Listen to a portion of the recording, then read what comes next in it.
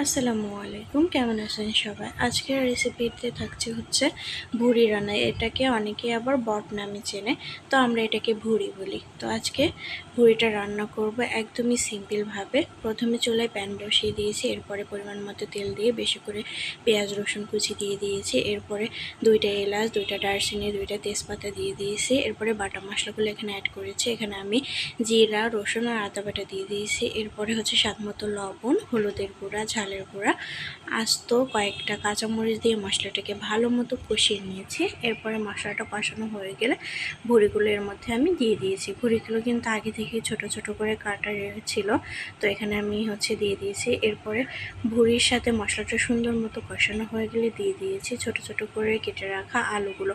আমরা সবাই কিন্তু ভুড়ির সাথে আলু খেতে অনেক বেশি পছন্দ করি, এই জন্য যখনই ভুড়ি রান্না করি আলু দিয়েই ভুড়িটা রান্না করা হয়। এরপরে দিয়ে দেবো একটু পানি দিয়ে একটা ঢাকনা দিয়ে ঢেকে দিব, যাতে এতে করে ভুড়ি আর আলুটা খুব সুন্দরভাবে সিদ্ধ হয়ে যাবে। কিছুক্ষণ পর ঢাকনাটা উঠিয়ে একটু নেড়ে চেড়ে ভুড়িটা রান্না করে নেব। ভুড়িটাতে কিন্তু একদমই ঝোল রাখবো না, একটু ভাজা ভাজা করে রান্না করব, এতে করে কিন্তু খেতে অনেক বেশি ভালো লাগে। আর ভুড়ির সাথে যদি একটু চাউলের রুটি হয় তাহলে কিন্তু খেতে বেশি মজা হয়। তো ভুড়ির সাথে আমি কয়েকটা চাউলের রুটি বানিয়ে নিয়েছিলাম। তো এটাই ছিল আজকের রেসিপি। পরবর্তীতে নতুন কোনো ভিডিও শেয়ার করার চেষ্টা করবো। সে পর্যন্ত সবাই ভালো থাকবেন।